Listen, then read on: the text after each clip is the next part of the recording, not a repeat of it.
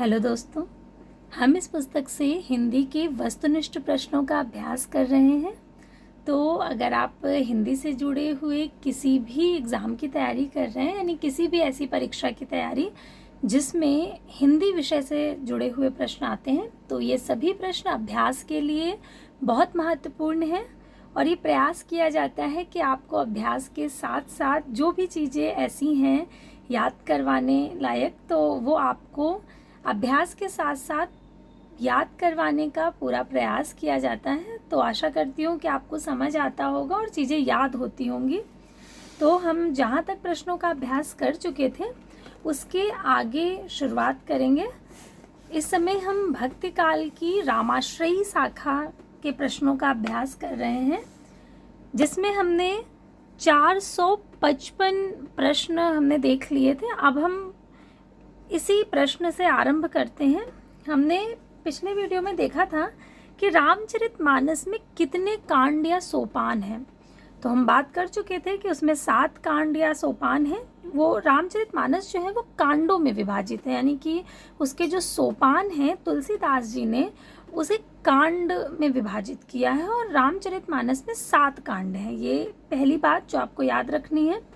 दूसरा, उसका क्रम बहुत महत्वपूर्ण है। बहुत बार पूछा जाता है श्री रामचरितमानस के कांडों का क्रम, यानी कि कांड दिए जाएंगे और ये होगा कि इसको आपको क्रम में लगाना है।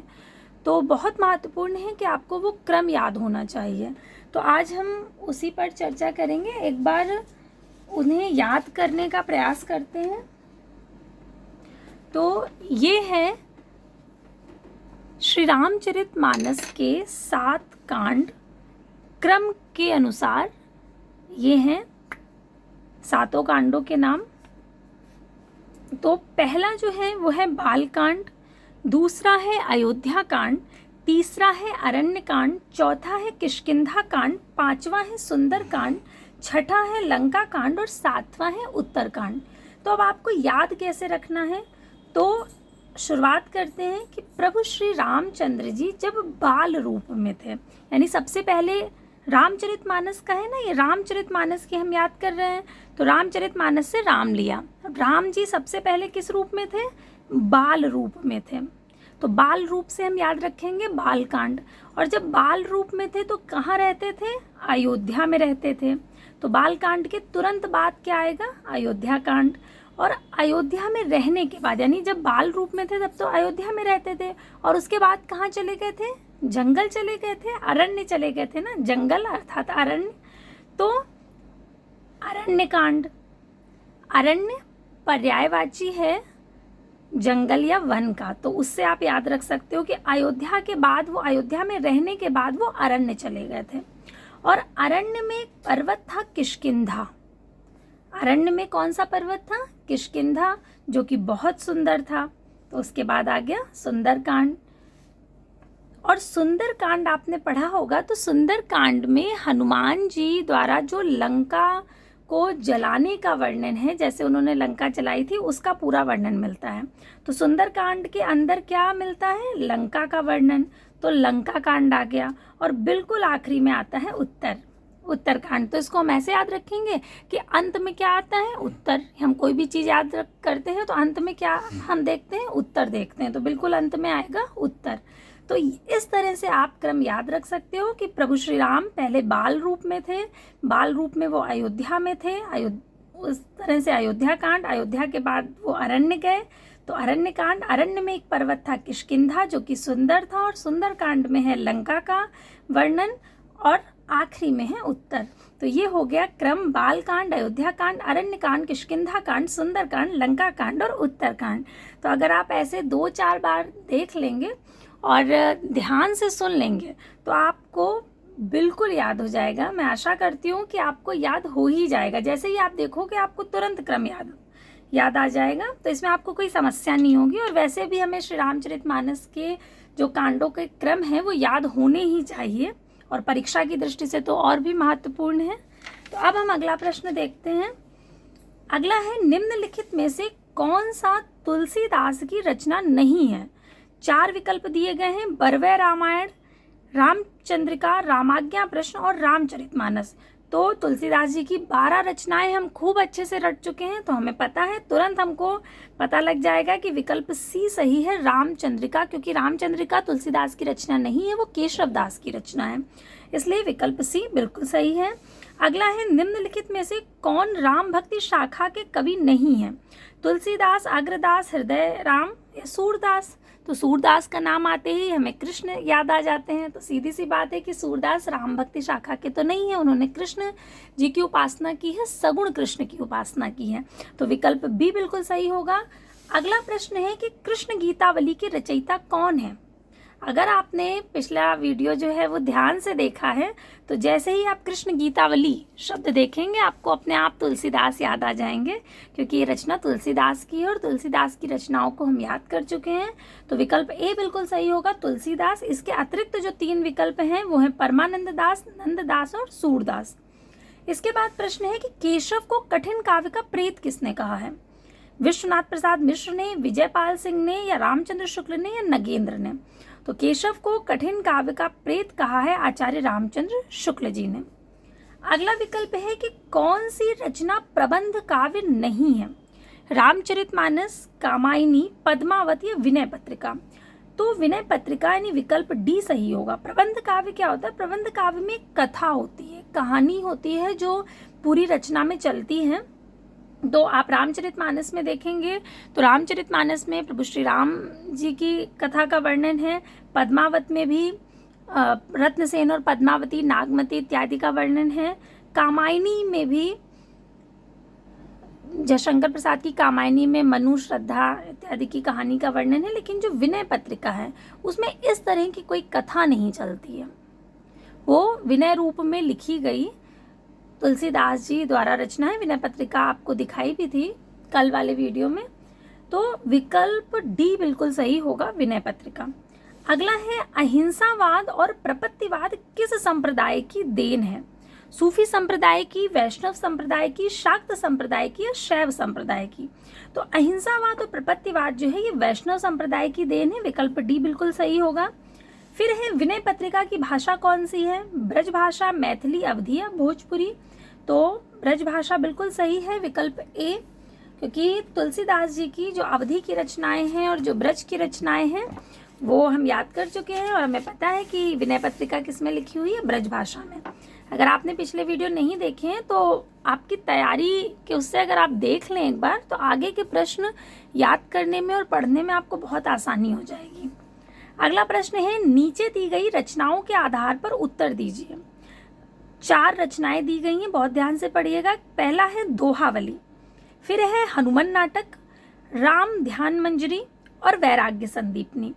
तो अब इसमें किस विकल्प में सभी रचनाएं तुलसीदास कृत नहीं है? तो आप पहले ये देख लीजिए कि इसमें तुलसीदास की रचनाएं हैं कौन कौन सी। तो दोहावली और वैराग्य संदीपनी यानी कि विकल्प ए और विकल्प पहला और विकल्प चौथा जो है वो तुलसीदास की रचना है, और अन्य जो 2 हैं हनुमान नाटक और हृदय राम यानी कि दूसरा और तीसरा, ये तुलसीदास की रचनाएं नहीं है।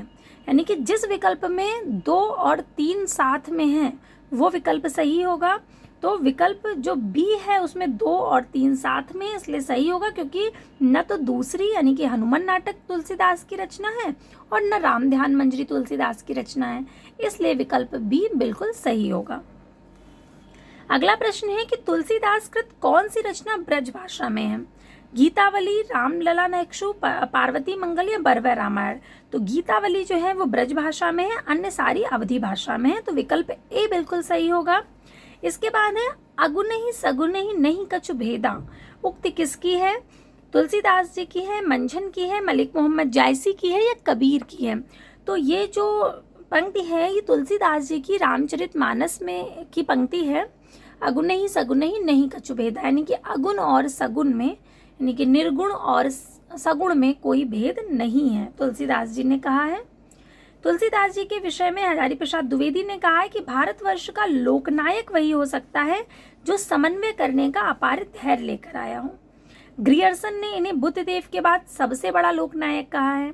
ये भी बहुत महत्वपूर्ण कथन है, याद रखना है आपको। अगला है, साहित्य को सुरसरी सम सबका हितकारी घोषित किसने किया है? केशव दास ने, सूरदास ने, रामानंदाचार्य ने या गोस्वामी तुलसीदास ने? तो गोस्वामी तुलसीदास जी ने ये बात कही है। विकल्प डी बिल्कुल सही है। ये भी श्री रामचरितमानस की ही पंक्ति है। अगला है, बरवे रामायण के नामकरण का आधार क्या है? यानी कि बरवे रामायण को बरवे रामायण क्यों कहा जाता है? तो उसका कारण ये है कि उसमें बरवे छंद का प्रयोग किया गया है, इसलिए उसे बरवे रामायण नाम दिया है। तो विकल्प ए बिल्कुल सही होगा। बरवे छंद के विषय में अभी हम विस्तार से नहीं पढ़ेंगे, जब छंद पढ़ेंगे, हम लोग छंद तैयार करेंगे तब आपको बरवे छंद विस्तार से बताएंगे। अब अगला प्रश्न देखते हैं कि तुलसीदास को लोकनायक कहने वाले कौन है? तुलसीदास को लोकनायक किसने कहा है? तो अभी हमने बताया कि तुलसीदास को लोकनायक किसने कहा है? हजारी प्रसाद द्विवेदी जी ने, इसलिए विकल्प सी बिल्कुल सही होगा। नाभादास जी ने अपने भक्तमाल में इन्हें कलिकाल का वाल्मीकि कहा है। स्मिथ ने इन्हें मुगल काल का सबसे महान व्यक्ति कहा है। रामविलास शर्मा जी ने इन्हें जाति कवि कहा है। वहीं अमृतलाल नागर इन्हें मानस का हंस कहते हैं। अमृतलाल नागर जी ने इन पर मानस का हंस नाम की जीवनी लिखी है, शायद आप लोगों ने पढ़ी होगी। अगर नहीं पढ़ी है तो पढ़ लेनी चाहिए, आपको बहुत समझ हो जाएगी तुलसीदास जी के बारे में। अगला है, रामलला नेचू रचना की शैली क्या है? अवधि लोकगीतों की, सवैया प्रधान है, 56 छंद विशिष्ट है, सतसई व्रत है? तो विकल्प ए बिल्कुल सही होगा। ये अवधि लोकगीतों की जो शैली होती है वही रामलला नेचू की शैली है। इसमें ये एक प्रबंध काव्य है जिसकी रचना ठेठ अवधि के सोहर छंद में हुई है। जो सोहर होते हैं उस छंद में, सोहर अर्थात ये लोकगीत होते हैं जो किसी मांगलिक अवसर पर गाए जाते हैं, तो उसी छंद में इन्होंने रामलला नेचू की रचना की है। अगला है, विनय पत्रिका के बारे में कौन सा कथन सही नहीं है? पहला है, इसमें कुल 270 पद है। उसके बाद इसमें सर्वप्रथम गणेश जी की वंदना की गई है, तो बिल्कुल सही है। आपको कल वाले वीडियो में दिखाया था कि जो विनय पत्रिका है उसकी शुरुआत ही गणेश जी की वंदना से होती है। पहला पद ही है उसमें, गाइए गणपति जगबंदन। तो इसलिए ये बात बिल्कुल सही है कि इसमें गणेश जी की वंदना की गई है। ब्रज भाषा में भी लिखी गई है, तो ये भी सही है। इसकी गणना आत्मनिवेदन पर गीत काव्य में की जाती है, ये भी बिल्कुल सही है, क्योंकि तुलसीदास जी ने इसमें आत्मनिवेदन ही किया है। ये आत्मनिवेदन के लिए लिखी गई रचना ही है। तो विकल्प ए बिल्कुल सही होगा, क्योंकि उसमें 270 पद नहीं है, ये बात गलत है। उसमें 279 पद है, न कि 270 है। तो विकल्प ए सही है।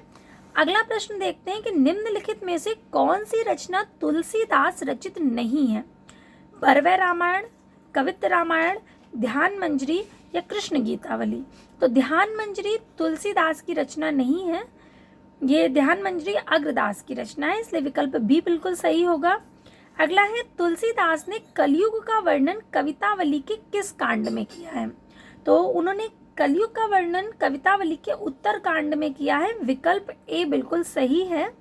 इसी तरह से जब आप श्री रामचरितमानस का उत्तर कांड देखेंगे तो उसमें भी तुलसीदास जी ने कलयुग का वर्णन किया है। अगला प्रश्न है कि तुलसीदास का रामचरितमानस लिखा गया है गीत पद्धति में, छप्पे और कवित्त पद्धति में, सवैया छंद में या दोहा चौपाई छंद में?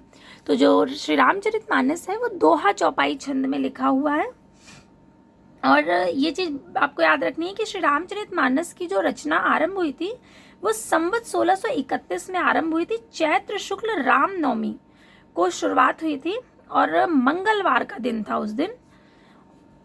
और उसमें समय कितना लगा है? तो 2 वर्ष 7 महीने और 26 दिन में श्री रामचरितमानस पूरी लिख ली थी तुलसीदास जी ने। ये बार बार आता है, तो जब कई बार आ चुका है पिछली बार में, और बार बार सुनने से क्या होता है, चीज़ें याद होती हैं, इसलिए बार बार बोलती हूँ कि आपको सुन सुनकर वो चीज़ें याद हो जाएं। 2 वर्ष 7 महीने और 26 दिन इतना समय लगा था श्री रामचरितमानस को पूरा करने में।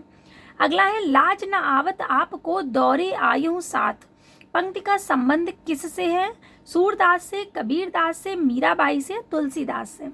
तो ये आपने खूब पढ़ा होगा 10th और इंटर की पढ़ाई के दौरान कि लाज न लागत आपको दौरे आयूं साथ, धिक धिक धिक धिक ऐसे प्रेम को कहाँ कहूँ मैं नाथ, अस्थि चर्म में देह ममता में ऐसी प्रीत। ये रत्नावली द्वारा कही गई पंक्तियां हैं जो कि उन्होंने तुलसीदास के लिए कही थी। ये पूरी पंक्तियां नीचे दी हुई हैं कि लाज न लागत आपको दौरे आयूं साथ, धिक धिक ऐसे प्रेम को कहाँ कहो मैं नाथ, अस्ति चर्म में देह ममता में ऐसी प्रीत, और तैसी जो श्री राम में होत न तौ भवभीत। ऐसा माना जाता है कि इन पंक्तियों को सुनने के बाद ही तुलसीदास जी को वैराग्य हो गया था और वो सब कुछ छोड़ करके प्रभु श्री राम की भक्ति में लीन हो गए थे। तो ये पंक्तियां उनकी पत्नी रत्नावली द्वारा कही गई थी उनके लिए। तो ये संबंधित हैं तुलसीदास जी से। तो विकल्प डी बिल्कुल सही होगा। अगला प्रश्न है, तुलसीदास ने किस काव्य की रचना सूरदास के अनुकरण पर की है? गीतावली की, जानकी मंगल की, दोहावली की या कवितावली की? तो उन्होंने गीतावली की जो रचना की है वो सूरदास के अनुकरण पर की है, इसलिए विकल्प ए बिल्कुल सही होगा। अगला है, आरती कीजिए हनुमान लला की के रचयिता कौन है? ये हनुमान जी की आरती है जो कि हम घरों में जब आरती करते हैं हनुमान जी की, तो आप भी करते होंगे, आरती कीजिए हनुमान लला की, दुष्ट दलन रघुनाथ कला की। तो ये रची किसके द्वारा गई है ये पूछा जा रहा है इसमें। तो ये रामानंद जी द्वारा लिखी गई है। तो विकल्प सी बिल्कुल सही होगा। रामानंद की अन्य जो रचनाएं हैं वो भी बहुत महत्वपूर्ण हैं, जिसमें वैष्णव मताब्ज भास्कर, श्री रामार्चन पद्धति, योग चिंतामणि, राम रक्षा स्तोत्र और आनंद भाष्य। इसके अतिरिक्त ये याद रखना है कि हजारी प्रसाद द्विवेदी ने रामानंद जी को आकाश धर्मा गुरु कहा है। इस तरह से प्रश्न पूछा जाता है कि हजारी प्रसाद द्विवेदी जी ने किसे आकाश धर्मा गुरु कहा है? तो रामानंद को कहा है, और इसलिए कहा है क्योंकि रामानंद जी ने भक्ति के द्वार सभी के लिए खोल दिए थे। पहले क्या था, भक्ति कुछ सीमित लोगों तक ही थी, लेकिन रामानंद जी ने इसको विस्तार दिया और भक्ति के द्वार सभी के लिए खोले। अगला है, सुंदर कांड में प्रमुख पात्र कौन है? श्री रामचरितमानस का जो 5वां कांड है सुंदर कांड, जिसमें हनुमान जी द्वारा लंका दहन का वर्णन है, तो उसमें प्रमुख पात्र कौन है? तो उसमें प्रमुख पात्र हैं हनुमान जी। तो विकल्प ए बिल्कुल सही होगा। अगला प्रश्न है, रामचरितमानस की भाषा क्या है? भोजपुरी, ब्रज, अवधी या मैथिली? तो अवधी भाषा है, विकल्प बी बिल्कुल सही होगा।